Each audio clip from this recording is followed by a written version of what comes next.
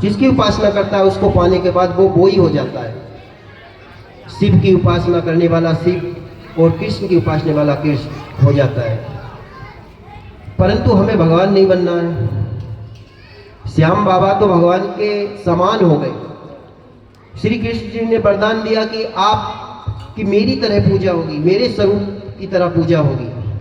हमें अपनी पूजा भी नहीं करवानी। क्यों? क्योंकि मनुष्य रहने पर ही इतना अभिमान भरा रहता है। तो अगर भगवान आदि ऐसे कुछ हो गया तो बस, तो फिर पता नहीं क्या होगा। तो हमें तो दास बनना है, श्री कृष्ण का, प्रभु का दास बनना है। तो भगवान बनने के लिए सिर कटाने की जरूरत हो सकती है, सिर दान देने की जरूरत हो सकती है, और श्याम बाबा कर भी सकते हैं, उनके पास सामर्थ्य है। परंतु हमें इतनी आवश्यकता करने की जरूरत नहीं है। जब शीश कटा के कोई उनके समान हो सकता है और हमें बनना है दास, तो इसलिए हमें शीश कटाने की नहीं, केवल शीश झुकाने की जरूरत है। बस हम तो प्रभु के चरणों में शीश झुकाते रहें ताकि उनका दासत्व प्राप्त हो जाए।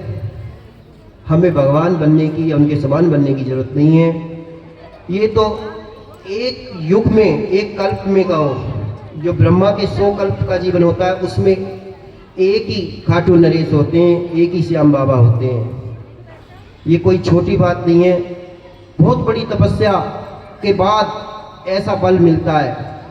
और क्या कोई शीश कटने के बाद भी जिंदा रह सकता है? तो ये बहुत बड़ी तपस्या, बहुत बड़े भक्त की बात है।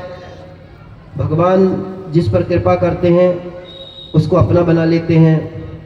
तो हमें शीश काट के चढ़ाने के लिए केवल शीश झुकाने की जरूरत है, प्रभु के चरणों में